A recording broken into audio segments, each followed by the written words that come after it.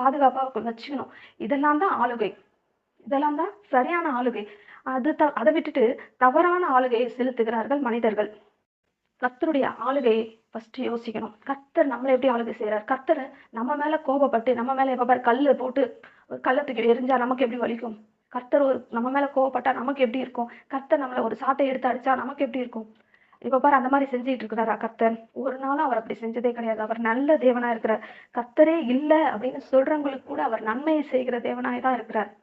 மழை வந்து எல்லாருக்கும் தான் பொழியப்படுகிறது. வெயில் எல்லாருக்கும் தான் அருளப்படுகிறது.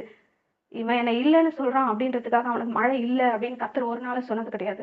அவன் வந்து என்ன வணங்கவே இல்ல, அவன் என்ன மதிக்கவே இல்ல அப்படின்றதுக்காக அவனுக்கு வெயில் கிடையாது அப்படின்னு சொல்லி கர்த்தர் ஒருபோதும் சொன்னது கிடையாது.